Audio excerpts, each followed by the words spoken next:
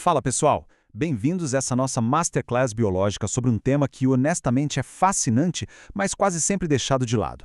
A gente vive num ritmo tão acelerado que dormir já foi até visto como perda de tempo, né? Principalmente na juventude, quando a energia parece que não acaba nunca. Só que a neurobiologia moderna mostra exatamente o contrário.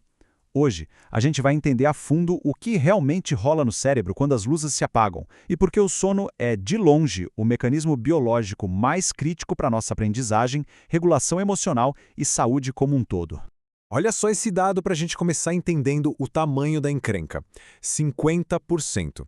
Metade dos adolescentes brasileiros simplesmente não atinge aquela janela fundamental de 8 a 10 horas de sono por noite. E sério, a gente não está falando só de dar uns bocejos na aula na manhã seguinte. Isso é uma barreira biológica, crônica, invisível, que impede o cérebro de rodar na capacidade máxima, derrubando o desempenho acadêmico, o humor e até bagunçando o metabolismo. O roteiro da nossa análise de hoje é bem direto. A gente vai diagnosticar esse problema passo a passo. Começamos pela epidemia da falta de sono. Depois exploramos o turno da noite do cérebro. Entendemos a briga com o relógio biológico, analisamos o colapso cognitivo e emocional, revelamos os riscos metabólicos que ficam escondidos e, no fim, tem a nossa lição de casa prática sobre higiene do sono. Então, ponto 1. A epidemia de sono adolescente. A falta de descanso virou uma crise de saúde pública e um baita obstáculo dentro das escolas. E a frequência do problema é assustadora. Segundo os dados da Associação Brasileira do Sono, mais da metade dos jovens enfrenta problemas para dormir 3 ou mais vezes na semana. As reclamações são sempre parecidas. Um cansaço que não passa, sono durante o dia e uma dificuldade imensa de simplesmente desligar à noite. Essa falta de repouso atua como um gatilho silencioso para crises de saúde mental e física. E o resultado lá na sala de aula? Lapsos contínuos de atenção, notas despencando e mudanças drásticas no comportamento. Vamos para o ponto 2, o turno da noite do cérebro. O que será que acontece lá nas redes neurais quando a gente fecha o olho? Sabe aquela ideia antiga de que dormir é tipo desligar a máquina? Nada a ver. O sono é um processo super complexo e dividido em fases. De um lado tem o sono NREM, o sono de ondas lentas. Imagina que ele é o botão de salvar no disco rígido do cérebro. Ele é vital para consolidar memórias factuais, aprender habilidades novas e fazer uma verdadeira faxina, resfriando o sistema nervoso. Do outro lado, o sono REM é praticamente uma atualização de software. É aí que a gente processa as emoções difíceis através dos sonhos, integra novos conhecimentos e dá aquele boom à criatividade. Cortar horas de sono é literalmente puxar o fio da tomada no meio dessas duas atualizações importantíssimas, prejudicando totalmente a fixação do que foi estudado. Tópico 3. O conflito do relógio biológico. Tem um choque direto entre a biologia humana e o despertador da sociedade moderna. A raiz de tudo isso está numa mudança biológica natural chamada atraso de fase. Durante a puberdade, o relógio interno muda. O pico da melatonina, que é o hormônio que avisa que está na hora de dormir, acontece bem mais tarde. Então, quando o alarme berra implacavelmente às 6 da manhã, do ponto de vista neurobiológico, aquele corpo ainda está no meio da madrugada. Exigir que um cérebro comece a processar física ou matemática às 7 da manhã nessas condições é nadar contra uma correnteza biológica fortíssima. E aqui a gente precisa derrubar um mito gigante. A ideia de que dá para recuperar o sono atrasado dormindo até o meio-dia no fim de semana, isso gera o famoso efeito sanfona. Restringir o sono de segunda a sexta e depois dormir um absurdo no sábado e no domingo cria uma bagunça no ritmo circadiano. É como viver num jet lag contínuo, sabe?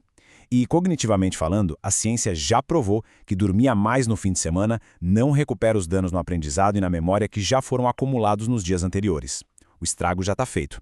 O que nos leva ao ponto 4, colapso cognitivo e emocional. Vamos olhar de perto o estrago que essa desregulação faz no humor e na mente dos jovens. Presta atenção nesse número, 60%. O impacto na regulação do humor é brutal. Estudos de neuroimagem mostram que cérebros privados de sono sofrem uma hiperativação da amígdala de até 60%. E a amígdala é o nosso centro primitivo de alerta e emoção. Ou seja, com essa reatividade lá nas alturas, qualquer comentário bobo vira uma provocação gigantesca. Mas a pior parte é que isso não acontece do nada. Ao mesmo tempo que a amígdala dispara, ocorre uma perda de conexão com o córtex pré-frontal, aquela área bem atrás da testa que é a voz da razão, o controle lógico das emoções. Sem essa conexão, o cérebro fica sem freio. A área racional não consegue segurar a reação explosiva da amígdala. O resultado prático nas escolas e em casa: irritabilidade severa, impulsividade disparada e uma vulnerabilidade enorme para desenvolver transtornos de ansiedade e sintomas depressivos. O controle emocional simplesmente derrete. Tópico 5. Riscos metabólicos ocultos. É bom a gente lembrar que o cérebro não trabalha sozinho, o corpo inteiro sente o golpe. Acontece um verdadeiro e muito perigoso efeito dominó no metabolismo. A falta de sono crônica é interpretada pelo corpo como uma emergência, um estresse constante. Olha o que acontece com os hormônios. A grelina, que dá aquela sensação de fome, vai lá para o teto, e a leptina, que avisa que a gente já comeu o suficiente, despenca. Por isso, bate aquela vontade incontrolável de comer carboidrato depois de uma noite mal dormida. Além disso, o cortisol dispara, aumentando a inflamação e a glicose. E para piorar, a sensibilidade à insulina cai. É o cenário perfeito para ganhar peso e aumentar muito o risco de doenças como o diabetes tipo 2 logo cedo na vida. E para fechar, nosso ponto 6, a lição de casa da higiene do sono. Como a gente aplica tudo isso na prática para proteger a mente e o corpo. Esses são os pilares inegociáveis. A meta número 1 tem que ser às 8 a 10 horas de repouso. E a intervenção mais urgente, sem a menor dúvida, é tirar as telas antes de deitar. A luz azul do celular engana o cérebro e bloqueia a melatonina que já ia sair atrasada, lembra? Outra coisa, cafeína no fim da tarde, nem pensar. Manter o horário de acordar parecido, mesmo no fim de semana, é o segredo para não cair naquele jet lag do efeito sanfona. E se precisar muito de um cochilo à tarde para dar um gás, tem que ser curto, de 20 a 30 minutinhos no máximo, para não roubar a profundidade do sono da noite. Para terminar a nossa explicação de hoje, fica uma reflexão provocativa. Se a neurociência já deixou cristalino que dormir não é frescura nem perda de tempo, mas sim a atualização biológica mais avançada que existe para a memória, para segurar o humor e para blindar o metabolismo, o que precisa mudar hoje mesmo na rotina noturna moderna? Deixar de ver o sono como um luxo que a gente corta quando está sem tempo e passar a tratar isso como a prioridade número 1 é a melhor estratégia possível. Que o conhecimento de hoje transforme o descanso de amanhã. Foi excelente mergulhar nessa Masterclass com todos e até a próxima análise.